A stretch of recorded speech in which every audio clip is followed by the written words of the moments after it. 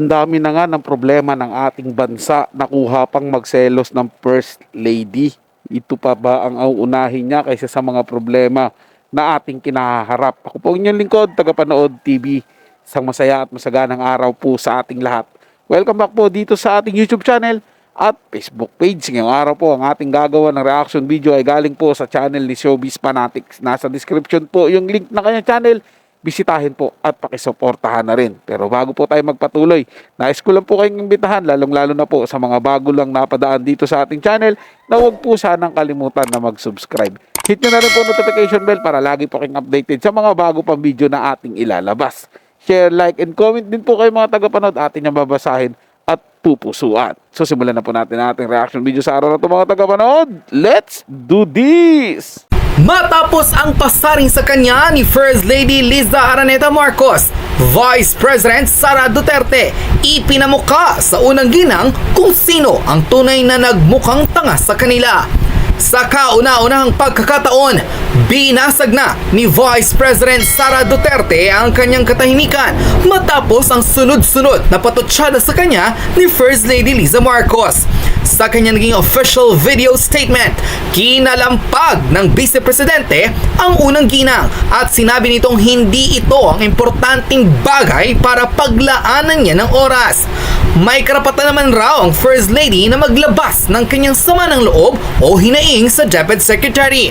Ngunit ang buwelta sa kanya ni VP Sara, tanging sila na lamang ni President Bongbong Marcos Jr. ang mag-uusap tungkol sa pasaring sa kanya ng asawa nito at hindi na makakasali pa si Liza Marcos.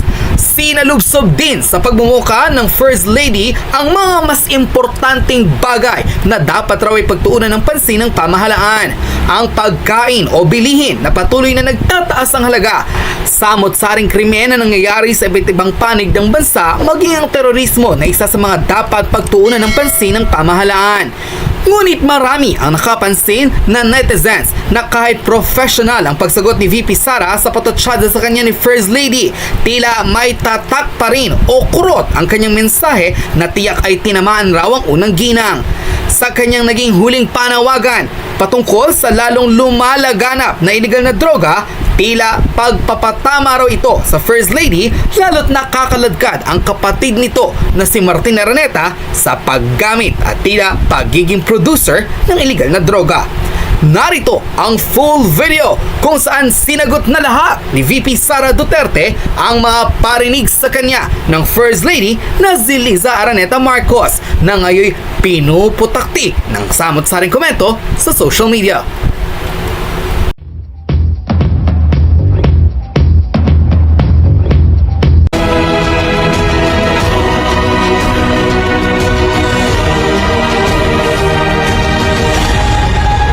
Mga kababayan, bilang tao, karapatan ni unang ginang Liza Marcos na makaramdam ng sama ng loob at galit. Subalit, ang kanyang personal na damdamin ay walang kinalaman sa aking mandato bilang isang opisyal ng pamahalaan.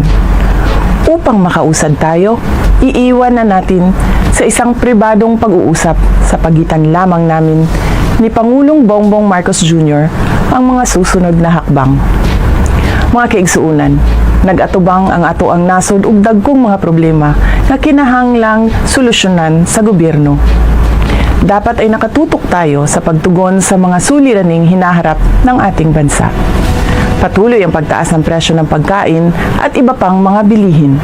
At ito ay mas nagpapahirap pa sa dinaranas na gutom o kawalan ng sapat na pagkain ng mahihirap nating kababayan. Nagbabadya rin ang kakulangan ng supply ng tubig at kuryente, habang talamak na naman ang ipinagbabawal na droga. Samantala, hindi pa rin natatapos ang banta ng kriminalidad, terorismo at insurhensiya sa ating bansa. Kini ang mga butang na angay natong hatagan ug pagtagad. Unahin natin ang Pilipinas. Syukran. Sa unang bahagi po ng video mga tagapanood, sinabi ko po na nakuha pang magselos ni First Lady Liza Marcos. Ito po'y dahil sa mga kumakalat na balita na ito daw po'y ang ating pong First Lady ay nagkakaroon nga daw po ng selos kay VP Sara dahil sa nagiging malapit ito kay President Bongbong Marcos. Pero ang issue po dito mga tagapanood ay yung mga parinig na ginagawa daw po ng ating First Lady kay VP Sara. Gayong marami naman ang issue na dapat kaharapin at unahin muna. Siguro mga tagapanood, nakakantilang ang ating Vice President. Talagang hindi niya na po nakaya siguro ang parinig ng First Lady. Kaya po ito, naglabas po siya ng statement niya o sinabi niya po yung kanyang saloobin dito, mga tagapanood. May punto po ang ating VP Sara, mga tagapanood, na marami pong problema na dapat asikasuhin. Andyan po yung sobrang tumataas yung bilihin. Marami pong nagugutom. At lalo na po na kumakalat po at dumarami po ang nagbebenta ng droga. Kumbaga, tanggalin po niya yung personal na problema o yung personal ng atake niya sa Vice Presidente at pagtuunan po nila ng pansin nilang mag-asawa po ng ating presidente ay yung problema po dito sa ating bansa, sa lumalalang kahirapan, sa gutom at pagdami po ulit ng mga nagbebenta ng droga dito sa ating bansa. Doon po sila mag-focus mga tagapanood at tigilan na po nila yung away-away na ganyan. Dapat po magtulungan. 'Di ba? Magtulungan po sila nung nasa gobyerno para po maisaayos yung ating bansa. Kasi sa bandang huli ang kawawa po rito yung mga mamamayan eh. Ang kawawa po dito yung mga taong umaasa na magkakaroon tayo ng kaunlaran, na magkakaroon ng pagbabago sa ating bansa. Sila mga tagapanood, kakain at kakain yan, may pera yan. Tayo pong mga mahihirap, ang kawawa dito sa bandang huli. Kaya dapat ayusin po nila yung kanilang mga trabaho. Tigilan po nila yung parinigan nila, tigilan po nila yung kanilang away, bagkos magtulungan po sila, mag-focus po sila doon sa mga bagay na dapat po kailangan nilang gawin para po magkaroon ng kaginhawaan yung mamamayan.